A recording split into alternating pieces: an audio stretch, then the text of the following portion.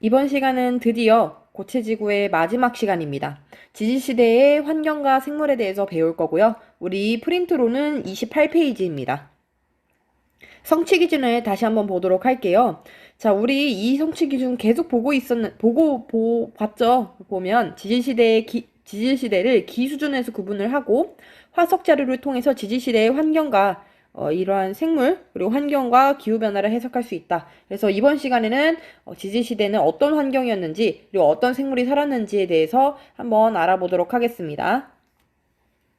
프린트 28페이지를 보면 이러한 지질시대 환경과 생물이 한 표로 정리가 되어 있습니다. 선생님이 위에서부터 아래로 순서대로 시간의 순서대로 표를 나타냈고요. 자, 그러면 가장 첫 번째 지질시대인 성캄브리아 시대부터 보도록 하겠습니다. 성캄브리아 시대는 크게 두 가지의 누대로 구분이 된다라고 얘기를 했었죠. 그래서 가장 첫 번째 누대는 바로 생물이 시작하는 누대다 해서 시생누대이다 라고 얘기를 했습니다. 두 번째 누대는 바로 원시적인 그런 생물이 존재를 하는 원생누대가 두 번째 누대이고요. 그 이유는 현생누대다라고 얘기를 해서 현생누대가 고생대, 중생대, 신생대로 구분이 됐었죠. 자, 아무튼 이렇게 시생누대와 원생누대로 구분을 할 수가 있는데 한번 가장 우리 지구의 오랜 역사인 시생누대부터 보도록 하겠습니다. 시생누대에는 대기 중에 산소가 거의 없음이라고 적혀 있는데 없었다고 봐도 무방합니다. 이때는 대기 중에 산소가 없었어요. 그리고 육지는 강한 자외선이다라고 적혀 있는데 그 이유는 당연히 산소가 없기 때문에 이러한 오존층 같은 것들이 존재하지 않았겠죠. 오존층이 없었기 때문에 이러한 태양에서부터 오는 자외선을 막을 방도가 없었던 겁니다. 따라서 그냥 바다가 아닌 이러한 자외선이라든가 산소가 그대로 없는 그런 환경에 그대로 노출되어 있는 그런 육지에서는 최초의 생명체가 탄생할 수 없었고 바다에서 최초의 생명체가 출현하기 시작을 합니다. 이때 당시에 원핵 생물인 남세균, 이 다른 말로는 시아노박테리아라고 얘기를 합니다. 세균의 한 종류인데 이러한 남세균이 출현을 하게 됩니다. 남세균의 특징은 무엇이냐면요. 광합성을 해요. 그래서 이러한 광합성을 하는 남세균의 경우가 출현을 하게 되고 얘네들이 얕은 바다에서 서식을 했는데 그것이 화석으로 남아서 현재 여러분들도 잘 알고 있을 스트입니다. 스트, 로마, 톨라이트. 스트로마 톨라이트를 형성을 하게 됩니다. 그래서 오른쪽에 있는 요 그림이 스트로마 톨라이트의 사진입니다. 그리고 여기 아래에 보면 여러분들 교과서에 있는 그림인데 시아노박테리아에 대한 그림이 나와 있습니다. 그래서 얘네들은 광합성을 할 수 있었기 때문에 과거의 원시지구 대기에다가 산소를 공급하였을 것이다. 그래서 처음에는 산소가 거의 없었지만 이러한 시아노박테리아에 의해서 대기 중의 산소의 농도가 조금씩 증가를 했습니다. 자, 이러한 시생누대 때의 스트로마톨라이트 사진을 조금 보려고 하는데, 자, 여러분들 스님이 처음에 화석 사진을 싹 모아놓은 그 프린트로 한번 넘어가도록 합시다. 거기 보면 스트로마톨라이트라고 해가지고, 요러한 스트입니다. 스트, 로마, 톨라이트. 이트에 대한 그림이 좀 나와 있어요. 이렇게 그림을 첨부한 이유는 무엇이냐? 스트로마톨라이트가 다양한 사진으로 보여 있기 때문인데, 자, 이러한 스트로마톨라이트가 만들어지는 것을 좀 보면요. 이러한 광합성을 시작해서 산소를 만들어냈던 이러한 남세균 같은 것들이 여기 뭐 남조류라고 적혀 있는데 남세균으로 봐도 무방합니다. 그래서 이러한 애들이 뭐 이렇게 점점점 쌓이게 되면서 이렇게 생긴 버섯 모양의 화석인 스트로마톨라이트가 만들어지는 겁니다. 그래서 요거의 단면을 보면 요렇게 생겼습니다. 그래서 스트로마톨라이트의 단면은 요렇게 생겼고요. 만약에 요러한 버섯 모양의 그 암석을 요렇게 잘랐다라고 생각을 해보셔도 선생님이 파란색으로 표시한 것처럼 잘랐다라면 요렇게 보일 테죠. 혹은 여러분들 여기에 있는 요러한 그림처럼 지금 이렇게 단면 같은 것이 이렇게 동글동글하게 보이는 것이 보입니다. 혹은 이러한 버섯 같은 모양의 경우가 울룩불룩 이렇게 나와 있으면 그것이 이렇게 보이기도 하는 겁니다. 자, 여기 있는 요 그림은 실제 우리나라에 있는 지형인데요. 자, 요 그림을 한번 봅시다. 우리나라 영월에 있는 여기 이 그림 한번 보세요. 여기 울룩불룩 뭐가 나와 있죠? 이게 바로 바로 스트로마톨라이트입니다. 스트로마톨라이트. 그리고 오른쪽에 있는 거는 스님이 직접 여기를 가서 여기가 스님인데 찍은 사진입니다. 여기 보면 올록볼록하게 이렇게 나와 있는, 지금 여기에 스님이 이렇게 서 있는 거예요. 이렇게. 아무튼 여기서 이렇게 찍은 스트로마톨라이트와 함께 찍은 사진이 있습니다. 자, 이런 식으로 생긴 게 스트로마톨라이트고요. 여러분들 교과서에 보면 지금까지도 현재 스트로마톨라이트는 오스트레일리아 쪽에서 성장을 하고 있습니다. 지금 이렇게 버섯 모양으로 성장한 거 보이죠? 그래서 스트로마톨라이트는 지금까지도 현재에서까지도 성장을 하고 있다. 그리고 스트로마톨라이트가 반드시 스트로마톨라이트가 아니라 그 남세균, 시아노박테리아가 반드시 바다에서만 살았던 건 아니고요. 우리나라 호수에서도 이러한 스트로마톨라이트가 발견되는 것을 통해서 남세균이 호수 같은 이러한 바다뿐만 아니라 담수에서도 살았구나 라는 것을 알 수가 있습니다. 자, 요런 것까지는 조금 TMI에 가까웠고요. 그러면 다음인 원생누대, 여기 지금 다시 다 싹 지워졌는데 원생누대로 돌아갈게요. 자, 원생누대는 이러한 남세균, 즉 시아노박테리아의 광합성에 의해서 대기 중의 산소량이 점차 증가하기 시작하는 시대입니다. 이때 후기에는 최초의 다세포 생물이 출현을 하게 되는데, 이러한 다세포 생물들이 화석으로 남아서 그 화석의 이름을 에디아카라 동물군이라고 얘기를 합니다. 그래서 에디아카라 동물군이 만들어지게 됩니다. 요 사진이 에디아카라 동물군의 사진인데요. 얘네들을 좀 보면요. 이런 식으로 얘네들이 다 에디아카라 동물군들입니다. 이거는 상상도고요. 요러한 애들이 화석으로 남았을 것이다 라는 겁니다. 요 그림을 조금 확대하면 요렇게 생긴 거가 보이죠.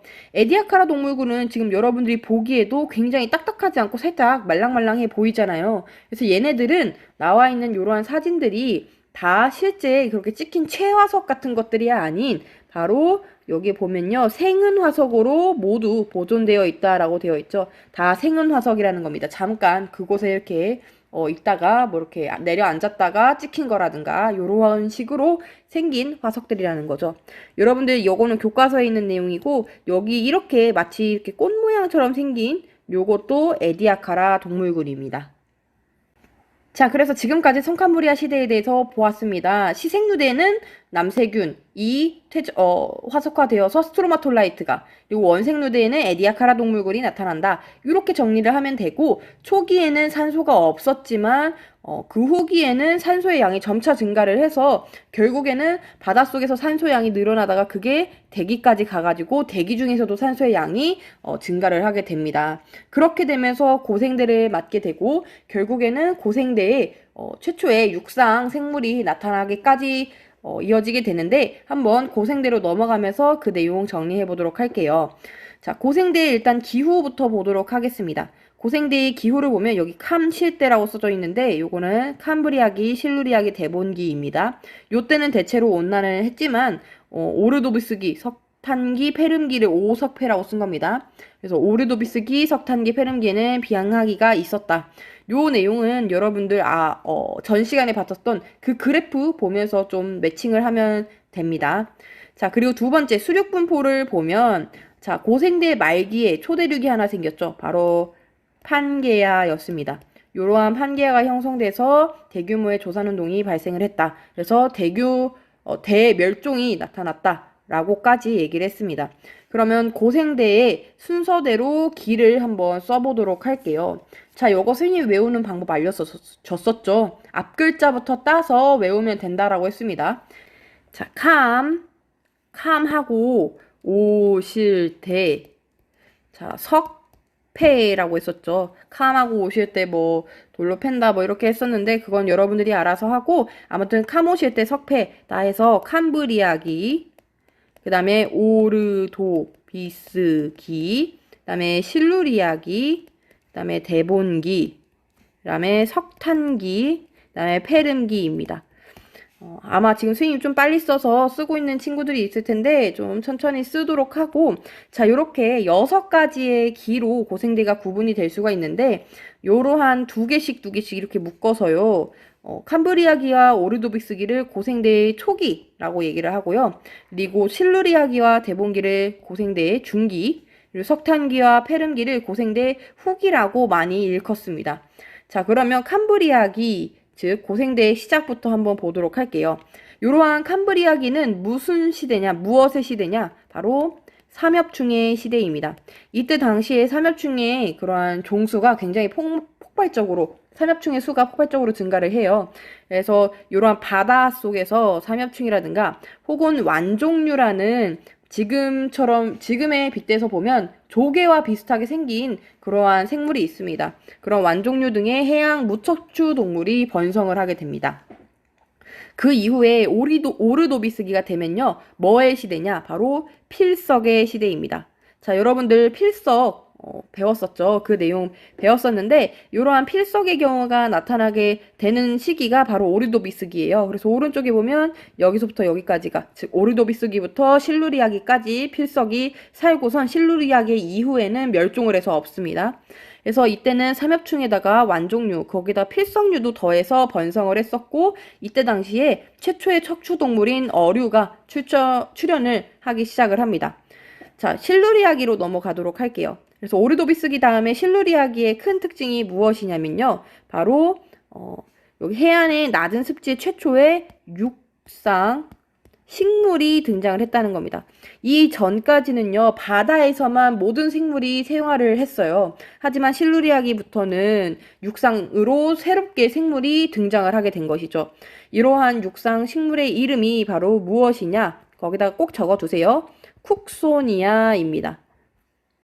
자, 그래서 이러한 쿡소니아 말고도 이때 당시에는 필석류라든가 혹은 산호, 아니면 갑주어, 이런 최초의 척추동물이 어류인 갑주어, 혹은 바다전갈 같은 것들이 번성을 했는데, 자, 갑주어는 여기 그림이 나와 있죠. 오르도비스기에 이러한 어류가 출현을 해서 대본기까지 갑주어가 번성을 하게 됩니다. 그래서 여기 있는 그림을 좀 한번 보면서 보면 이렇게 생긴 것이 바로 바다전갈이에요. 실루리아기에 바다전갈이 있었다라고 하셨잖아요. 이렇게 바다전갈 사진을 가지고 왔고요. 그리고 그 다음 사진은 요거입니다. 요게 바로 스님이 얘기했었던 쿡소니아예요. 좀 다 지웠어요. 자, 이러한 쿡소니아의 경우가 언제 등장을 했다? 바로 실루리아기 기에 등장을 했었다. 이때 최초의 육상식물이 등장했다는 것 정도는 좀 알아두셔야 합니다. 자, 그 다음에 지금 캄오실 대본기죠. 대본기는 무슨 시대냐? 바로 어류의 시대입니다. 이때 어류가 굉장히 많이 번성을 하게 돼요. 그래서 오르도비스기에 출현했던 어류가 이 대본기에 와서 굉장히 번성을 하며 전성기를 이루게 됩니다. 그리고 이때 당시에 양서류가 출현을 하게 되고요. 대본기에 출현을 했던 양서류가 그 이후 시기인 석탄기에 전성기를 이루게 됩니다. 이러한 석탄기의 가장 큰 특징은 무엇이냐면요. 바로 양치식물이 거대한 산림을 형성했다. 요 부분입니다. 여러분들 양치식물이 뭐지? 갑자기 이게 뭘까? 이렇게 생각할 수 있는데 대표적인 양치식물이 바로 고사리입니다. 이러한 양치식물은 여러분들의 이해를 조금 돕기 위해서 조금 설명을 하면 꽃이라든가 뭐 이런 걸 피는 그런 식물은 아니고 포자로서만 번식을 하는 그런 생물인데 대표적인 예시가 고사리다 정도로만 여러분들은 요거는 지구과학이기 때문에 그 정도로만 알면 됩니다. 아무튼 석탄기에 이러한 양치식물의 경우가 굉장히 넓게 산림을 형성할 정도로 많이 번성을 하게 됩니다.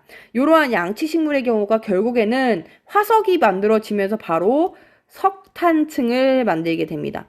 고사리 같이 이러한 식물들의 경우가 화석화되면 그거가 석탄이 되거든요. 그래서 이때 대량으로 석탄층이 많이 형성돼서 그때를 석탄기라고 부르는 겁니다. 그리고 이러한 석탄기의 특징이 또 하나가 무엇이냐면요. 방추층, 즉 푸질리나가 등장을 하게 됩니다. 그래서 여기 방추층이 이때부터 등장을 한다라고 표시가 되어 있죠. 그리고 이때는 뭐 산호라든가 혹은 유공충 이런 애들도 번성을 했다. 그리고 이때 뭐 최초의 파충류가 출현을 했습니다. 자, 요거는 조금 이따가 얘기를 할 건데 이때 등장한 파충류가 결국에는 중생대 때의 공룡의 형태로서 크게 번성을 하게 됩니다. 자, 마지막 석탄기 다음에 마지막 기인 고생대의 마지막 기인 페름기입니다.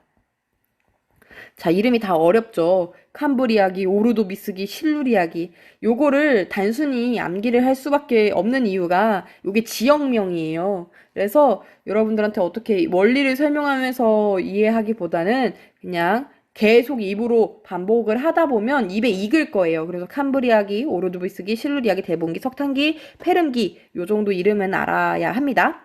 자, 아무튼 이러한 페름기에는 거시식물과 속시식물이라는 게 있는데 그냥 이러한 두 가지 종류의 식물의 종류가 있다. 그것의 거시식물의 대표적인 예시가 은행나무라든가 소철 등이 있는데 이런 애들이 출현을 했을 때가 페름기입니다. 요것도 마찬가지로 요렇게 이때 등장한 거시식물이 중생대에 굉장히 크게 마치 고생대에는 양치식물이 번성했다시피 중생대에는 거시식물이 번성을 하게 됩니다. 이 외에도 이 페름기에 바로 초대륙이 형성하게 되면서 삼엽충, 방추충을 비롯한 다양한 생물들이 멸종을 하게 됩니다. 자, 지금 벌써 내용이 조금 개념이 많죠. 요 부분이 조금 개념이 많은데 선생님이 반드시 좀 기억해둬야 되는 핵심적인 부분만 짚어서 넘어가면요. 일단은 삼엽충의 경우에는 거의 이러한 전체 고생대 내내 살기는 했지만요. 거의 초기에 폭발적으로 많았고요. 그 이후에는 그 수가 조금 적었습니다. 그래서 이러한 캄브리아기가 바로 처음의 시작이었다라는 거, 고생대 처음 시작이고 삼엽충의 시대다라는 거 정도는 알아두셔야 되고요. 자, 이렇게 캄브리아기가 삼엽충의 시대다. 뭐 이 정도는 알아야 되고 오르도비스기에 필석이 만들어졌다. 그래서 필석의 경우가 오르도비스기와 실루리아기, 즉 한마디로 얘기해서 고생대 바로 초기에 여기 보일까요? 초기에 이러한 필석의 경우가 등장을 했었다 정도는 알아야 합니다. 자, 그 다음에 실루리아기는 최초의 육상식물인 바로 쿡소니아가 등장을 했다라는 내용이 조금 중요하고 대본기는 대표적인 어류의 시대다. 이런 식으로 알아두면 됩니다. 석탄기는 양치식물의 경우 거대한 산림을 형성해서 석탄층을 형성했다. 요게 가장 중요한 내용이고요. 그리고 또 하나만 더 뽑자면 방추충의 경우가 이러한 고생대 후기에 번성을 했었다. 그래서 필석과 방추충을 조금 구분해서 보면요. 필석은 고생대 초기에, 그리고 방추충은 고생대 후기에 등장을 했습니다. 그 다음에 페름기는 대부분의 많은 생물들이 멸종을 했었다. 이런 식으로 정리를 하면 됩니다. 지금 스님이 밑줄 그은 거 정도는 반드시 조금 각각의 기에서 어떤 것이 있는지 그 특징 정도는 알아두어야 합니다. 나머지는 욕심이 있는 사람에 한해서 조금 더 조금 깊게 공부를 하겠다, 다 외우겠다 한다면 암기하셔도 좋습니다. 자, 다음 중생대로 넘어가기 전에 그림을 하나 볼 건데요. 자, 요 그림이 바로 무엇이냐? 스님이 아까 얘기했었던 양치식물, 대표적인 요러한 고사리 같은 것이 굉장히 많이 번성한 요러한 모습입니다. 그래서 과거의 고생대 때의 모습은 아마 육지가 요런 식으로 고사리가 굉장히 석탄기쯤에는 많았을 것이다 라는 것을 알 수가 있고요. 그 다음에 요거는 우리 프린트가 아니라 교과서에 있는 그림인데 삼엽충이 나와 있고 방추충, 다른 이름으로 푸줄리나 이런 식으로 쌀알 모양으로 생겼다고 했었죠. 그다음에 갑주어의 화석 사진이 나와 있고요. 필석의 경우가 그 다리 부분이 이런 식으로 길게 나와 있고요. 요것이 바로 스님이 얘기했었던 그 조개 모양의 화석 완종류입니다. 이러한 완종류는 지금 현재는 멸종해서 없습니다. 마치 조개와 비슷하지만 조개와 같지는 않아요. 그 다음에 요 사진은 고생대 때의 육지의 모습을 좀 상상도로 그린 건데 지금 눈에 또 띄게 딱 보이는 게 요러한 고사리 같은 것들이죠. 그 다음에 요거는 고생대 때의 그러한 바다 밑에서는 어떨지 그것에 대한 상상도입니다. 지금 여기 보면 이런 식으로 요것들이 다 삼엽충이죠. 여기 있는 거는 뭐 여러분들 알 필요는 없는데 아노말로카리스라고 거대 포식자로서 고생대 때 굉장히 많은 이런 삼엽충이라든가 이런 애들을 먹고 자랐던 애입니다. 이런 거는 전혀 알 필요 없어요. 스님이 아까 밑줄 그은 거 정도만 알고 있어도 충분합니다. 자, 그러면 다음 우리 중생대로 넘어가도록 할게요. 자, 중생대는 세 개의 기로 구분이 된다라고 했습니다. 그래서 가장 첫 번째 기는 트라이아스기였고요. 트라이아스기. 그 다음에 두 번째는 쥐라기, 마지막으로는 백악기였습니다. 지난 시간에 우리 기후 배우면서 배웠다시피 중생대는 전반적으로 온난한 기후를 가지고 있는 것이 특징입니다. 그래서 빙하기가 없었다. 그리고 수륙 분포를 보면요. 트라이아스기에 초대륙 판기아가 분리하기 시작을 합니다. 그때 분리가 되면서 대서양이라든가 인도양이 형성이 됐고요. 그리고 습곡산맥 중에서도 로키 산맥, 그리고 안데스 산맥 같은 것들이 형성을 하기 시작을 했다. 뭐 이렇게 적혀 있죠. 자, 그러면 그때의 생물 특징들이 어떤 거 있는지 한번 오른쪽을 보도록 할게요.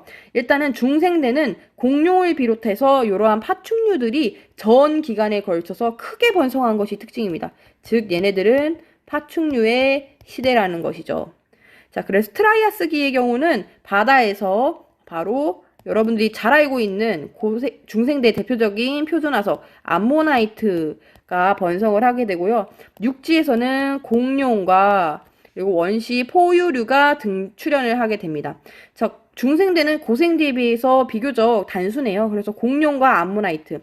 공룡은 육상에서, 그리고 암모나이트는 바로 바다에서, 해양에서 많이 서식을 했었다. 이렇게 정리를 하면 됩니다. 그리고 이러한 중생대 때는 은행 그리고 소철류 등의 스님이 아까 얘기했었죠. 거치 식물이 번성을 합니다. 그래서 중생대 하면요. 여러분들이 알아야 되는 그 키워드 3가지가 있는데 그게 바로 암모나이트, 공룡, 그리고 거치 식물입니다. 그래서 동물로는 바다에서는 암모나이트, 그리고 육지에서는 공룡이, 그리고 식물은 거시식물이 번성을 했다. 이렇게 정리를 하면 됩니다. 쥐라기도 마찬가지예요. 파충류, 암모나이트, 거시식물이 번성을 하고요. 이때 조금 독특한 게 있습니다. 바로 시조새가 출현을 합니다.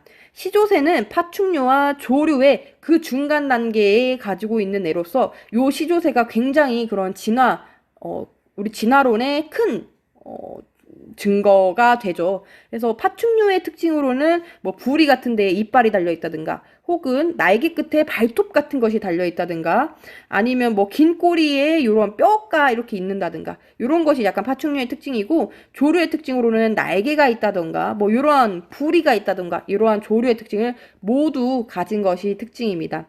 아무튼 요 쥐라기 시기에 지금 현재 시조새가 출현을 했고요.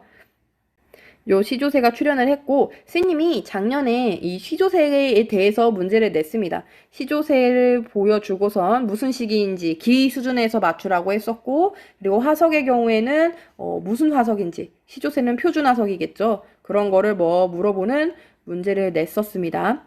자, 이거는 그냥 작년에 그런 문제를 냈다더라 라고 얘기를 한 거고요. 자, 다음 백악기로 넘어가도록 할게요. 백악기는 결국에는 중생대의 마지막이기 때문에 공룡 암모나이트의 경우가 멸종을 하게 되고 이때 속시식물이 출현을 하게 됩니다. 이때 속시식물의 경우가 출현을 하게 되고 또 아까 트라이아스기 정도의 원시 포유류가 출현을 했었잖아요. 그래서 이 포유류와 속시식물의 경우가 신생대에 굉장히 번성을 하게 됩니다. 자, 여기서 스님이 조금 추가적으로 설명할 게 있는데 예전에 중간고사 때 스님이 설명했던 거를 잠깐 떠올려 볼게요. 자, 우리 육지에서 퇴적된 층의 경우를 불렀던 이름이 있어요. 육지에서 형성되었다라고 해서 육성층이라고 얘기를 했었고요. 그리고 바다에서, 해양에서 퇴적되어서 만들어진 층의 경우를 해양에서 형성되었다 해서 해성층이라고 합니다. 자, 그때 기억이 잘 안 나면 지금 알아두면 되는데, 자, 요거를 왜 갑자기 꺼냈냐면요. 공룡의 경우가 나타난다. 그러면 그 층은 육성층인 겁니다, 여러분들.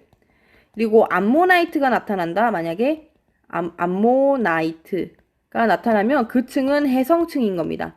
자, 여기서 여러분들이 궁금한 것이 하나 있을 것 같아요. 공룡 중에서는 이 바다에서 사는 그러한 공룡도 있지 않느냐. 근데 왜 육성층이라고 하느냐? 라고 할 수 있는데 여러분들이 그 말하는 공룡이 무엇인지 알아요? 수룡을 얘기를 하는 건데 수룡이 바로 공룡은 아닙니다.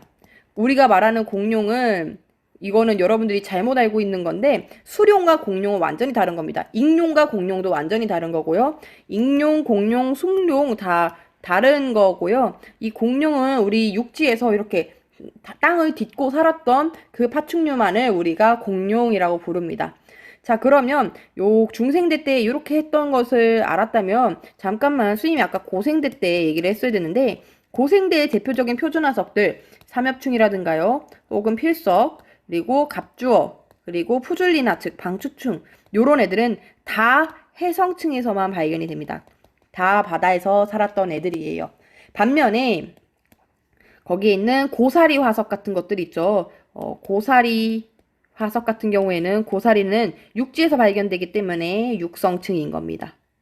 자, 이렇게 정리를 한 상태로 다음 마지막인 신생대로 넘어가도록 할게요. 아이고, 여기 그림이 하나 나와 있는데 요 그림 보고 가도록 하겠습니다. 요 그림이 뭐냐면 뒤에 멀게 공룡처럼 보이는데 요게 바로 소철입니다. 소철. 그래서 요 중생대 때는 바로 거시식물, 은행류와 소철류를 포함한 거시식물인 거시식물이 번성했다고 했었잖아요. 그래서 요러한 나무들, 그러한 식물들이 많이 번성을 했었습니다. 자, 그 다음에 요거는 우리 교과서에 있는 그림인데 암모나이트의 단면, 그리고 시조새의 그 화석 사진, 그리고 공룡의 뼈를 나타낸 그림입니다. 자, 다음으로 마지막 요 그림은 중생대 때의 모습을 좀 상상도로 그림을 그린 거예요. 그래서 이런 식으로 은행나무, 서철류 같은 이러한 거시식물들이 많이 번성한 거가 보이고, 여기 보면 공룡들, 이러한 파충류들이 많이 번성을 하고 있는 거가 보이죠. 자, 그래서 마지막 신생대로 넘어가도록 하겠습니다. 신생대 때는 중생대 때 등장을 한 포유류와 그리고 거시식물이 아닌 속시식물의 경우가 속시식물이 번성을 하는 시대가 신생대예요. 그래서 이때는 여기 위에다가 적어보면 포유류가 번성을 해서 그 종의 수가 많아졌고 조류도 번성을 하게 됩니다. 그래서 이때를 포유류 혹은 조류의 시대이다 라고 표현을 합니다. 우리 아까 중생대는 파충류의 시대였었죠. 자, 이 신생대는 제3기와 그리고 제4기로 구분이 된다라고 했었는데 제3기가 다시 팔레오기와 그리고 네오기로 구분된다라고 했습니다. 지금 당연히 약간 익숙치 않을 수 있는데 계속 반복하고 여러분들 복습하면 아마 조금 익숙해질 거예요. 자, 이러한 신생대의 기후 그리고 수륙분포로 넘어가도록 할게요. 일단 기후를 보면 팔레오기와 네오기는 대체적으로 온난했습니다. 즉 제3기는 온난한 것이 특징이고요. 제4기에는 4회, 4회의 빙하기와 3회의 간빙기가 반복돼서 나타나요. 빙하기였다가 간빙기였다가 빙하기였다가 간빙기였다가 이런 식으로 날씨의 경우가 그런 기후가 굉장히 왔다 갔다 했었던 것이 특징입니다. 수륙 분포를 보면 인도라든가 아프리카 대륙이 유라시아 대륙과 충돌을 해서 알프스 히말라야 산맥 요거 우리 1학기 중간고사 시험 범위 내용이죠. 그래서 신생대 때 이 히말라야 산맥 같은 것이 형성하게 되면서 현재와 비슷한 그냥 수륙 분포를 형성하였다. 이렇게 정리를 하면 됩니다. 그러면 오른쪽에 있는 내용 정리를 해보도록 할게요. 자, 제3기에 해당을 하는 팔레오기와 네오기에는 대형 유공충인 얘기했었죠. 요거 화폐석 이 번성을 하게 됩니다. 그래서 여기 오른쪽에 화폐석 그림이 있죠. 그래서 신생대 초기 제3기에는 화폐석이 번성을 합니다. 화폐석은 바로 해성층, 바다에서 많이 살았습니다. 그래서 화폐석이 등장을 하면 신생대의 팔레오기 혹은 네오기이고 그리고 바다이구나 라고 여러분들이 유추할 수 있어야 해요. 그 다음에 제4기로 넘어가면요. 화폐석의 경우는 멸종하고 없고요. 바로 매머드가 등장을 합니다. 즉 이러한 매머드와 같은 거대한 포유류들이 번성을 하게 돼요. 그리고 인류의 조상이라고 적혀 있죠. 그러니까 유인원 같은 것들이 등 출현을 하게 되고요. 이때 당시에는 단풍나무, 참나무 등의 선생님이 아까 얘기했다시피 속시식물이 번성을 하게 됩니다. 그래서 이러한 신생대에서 중요한 내용들을 좀 체크를 해보면 제3기 즉 팔레오기와 네오기에는 화폐석이 번성을 했다. 그리고 제4기에서는 매머드 즉 대형 포유류가 번성을 했다. 그리고 속시식물의 경우는 신생대 전반적으로 번성을 했다라는 내용 정도는 요 세 가지는 반드시 여러분들이 알아두셔야 합니다. 자, 지금 그래서 이렇게 하면 지지시대에 대한 내용이 싹 정리가 돼요. 자, 여기서 선생님이 좀 외울 수 있는 힌트를 하나 주면 많이들 외우는 것이긴 한데 여러분들 그 식물의 경우가 어떻게 번성하는지 거시식물인지 속시식물인지 헷갈리잖아요. 그거를 뭐 고양이의 겉과 속 이렇게 해서 외우게끔 하더라고요. 고생대는 양치식물이다. 그리고 중생대는 겉치식물, 그 다음에 신생대는 속시식물이다. 뭐 이러한 내용들인데 겉시식물 중에서도 은행서출 이런 것들이 있고 속시식물에는 단풍나무 이러한 것들이 해당한다 정도로 그냥 정리를 하면 충분할 거라고 생각을 합니다. 자, 마지막 신생대 사진들 보면서 오늘 공부한 내용 좀 정리를 해보도록 할게요. 자, 여기 있는 요것이 바로 속시식물을 나타낸 그림이고 사진이고요. 그 다음에 요것이 우리 교과서에 나와 있는 신생대에 대한 그림입니다. 그래서 매머드 뼈라든가 혹은 화폐석의 단면 요거 우리 같이 한번 그 그림 화석 사진 싹 봤을 때 그때 봤던 그림이랑 비슷하게 생겼죠. 그래서 화폐석기 제3기 즉 팔레오기, 네오기에 많이 번성을 했었고 그리고 매머드의 경우가 그 이후인 제4기에 번성을 했었다. 이러한 매머드는 바닷속에서 당연히 살지 않았겠죠. 육성층에서 등장을 하는 것이 특징입니다. 반면에 화폐석은 아까 얘기했다시피 해성층에서 등장을 하고요. 자, 그 다음에 요 사진은 바로 신생대의 상상도입니다. 아마 제4기일 것 같은데 왜 그렇게 생각을 했냐 스님이 지금 여기 보면 대형 포유류 같은 것들이 등장을 하고 있는 거가 보이죠.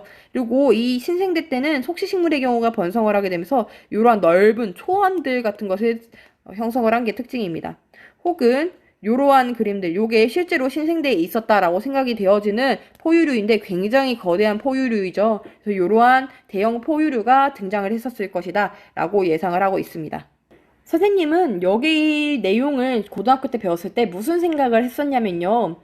고생대 때에 이러한 파충류 같은 것들이 출현을 하게 되고 그러한 파충류의 경우가 결국에는 중생대 때에 번성을 하잖아요. 그리고 이러한 중생대 때에 포유류가 출현을 하고 중생대 때 출현했던 그 포유류가 신생대 때에 번성을 하게 되죠. 그리고 신생대 때는 인류가 등장을 하게 출현을 하게 됩니다. 지금 그리고 현세에 와서는 인류가 굉장히 뭐 번성이라는 말이 표현하기가 조금 그렇지만 굉장히 번성을 하고 있는 시대인데 선생님 고등학교 때는 그래서 이런 생각을 했어요.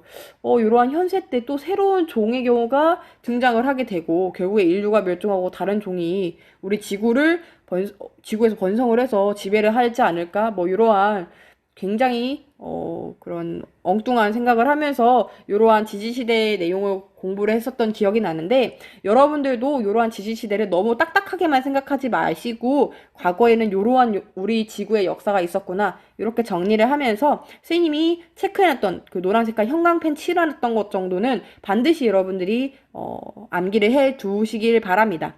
자, 그래서 지금까지 우리 지지시대에 대한 내용 모두 끝냈고 다음 시간부터는 바로 유체지구로 새롭게 넘어가도록 할게요.